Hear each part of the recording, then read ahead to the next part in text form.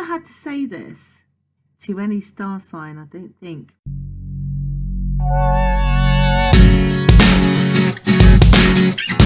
Hello, hi there, gorgeous Leos. I do hope that you are all well.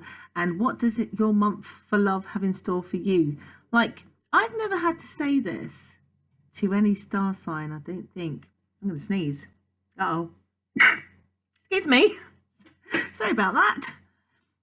So, let's start again, shall we? Hi, Leos. What's in store for you guys this week, other than me sneezing at you? Right, so the important thing I had to tell you guys was, how do I say it? Like, basically, right, so we're in a Mercury retrograde.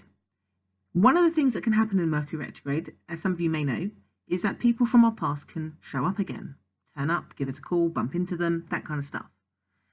You have somebody turning up into your life. Now, if in particular, and I don't want to scare all the male Leos watching this, but for some of you, it is not just one person, it's two. Because I've never had to say this to anybody. I am seeing that some of you get the surprise of your life. I think all Leos, when the person comes back into your life, you do get this surprise of your life. Like, I didn't think I was ever going to hear from you, or how random is that? You know, we went kindergarten together, whatever it is. But for some male Leos who are heterosexual and they had a relationship with a woman, that woman comes back, but with a child. And I've never had to say that ever. So I think the reason my guides are highlighting that particular incident, and of course it's not going to be every Leo, but they want to show the magnitude for all Leos of just how surprised you're going to be. So another example would be that perhaps you met and you've got an ex has come back, but then you find out that since they've been split up with you, they've been married and they've had a child since. And maybe in a short space of time, that again will surprise you. Another example would be maybe somebody's passed away or bereaved that you didn't know about and that you're suddenly now finding about. There is a surprise element that comes with this reconnection or this reaching out or this bumping into. So that was probably the best way for my guides to kind of explain the drama or the I didn't know, the surprise with it. And that it definitely happens in the first week or two. Because it kind of floors you, because it kind of like, what does it mean? Kind of scenario starts happening in your mind, like, what does it mean? Or maybe I should have did this, or particularly if you happen to be the poor Leo guy who finds out that they've got a child, that's crazy. So basically there's a space of time that only when you do that, but there's a space of time where you're really like a little bit out of sorts in your own mind about it, because you're just trying to like digest this extra bit of information that comes hand in hand. Again, this could be you find out they were married all along, or there's a surprise. It's a surprise, guys. You need to watch out for it. So it's like one surprise, and then there's another surprise that you didn't know. 2 for the price of 1. So the thing is, what I get from this person and coming back to you, like they feel like they want to rush you to make some sort of decision. They want to rush you into doing things. And given that you didn't expect them, and then you didn't expect what they had to tell you, you are not in any position to be rushed.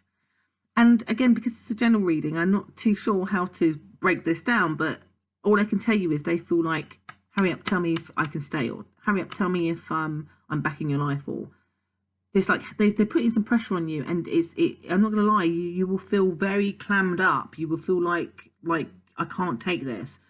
So there is a little bit of probably you feeling, I don't know, like I just feel incredible pressure that you guys feel like in having to make an answer. And I think what my guide's saying here is you need to take control of that. It's not your pressure. They just landed themselves on your doorstep. And again, it could be a very unusual set of circumstances where you literally have bumped into them on the street. But even then, don't feel pressurized to do, be, or make decisions just because they are trying to make you. I think from their perspective, they're panicking, and retrograde energy, that negativity, will make them panic more, hence why there's that pressure. Third week, they seem to try a different tactic. If you can not feel like you need to give them an answer, because it feels like if you give them an answer, you're going to change your mind because of not really mean it. And then that pressure then will continue from them. But if you take your time. Then the third week, they kind of approach it a different way. And oh my God, this really being detailed, saying, and for those of you who have kids, they're saying the third week is probably likely when you'll meet them. And maybe that's where the pressure's coming from. It's like they've done it now. You need to see them. You need to meet them. Here's your child. Here's your baby. Anyway, third week, they approach things differently. I'm being honest with you. I just don't think, I think that this person's returned into your life, but I'm going to say here, I think about 80% of you will be no, go away. I don't want you in my life. I don't need you in my life. And in that this unusual set of circumstances where there is this child involved, I don't feel like you'll reject the child, but you'll reject the pressure of it and want to be able to have the space and time to consider your options, which I think is fair, particularly if somebody springs something like that on you. So for 80% of you, I don't feel like you're going to want to go back with this energy. And for you, it will be about closure and some truth that you didn't know, which probably at this point, you're going to be wondering, why did I need to know that?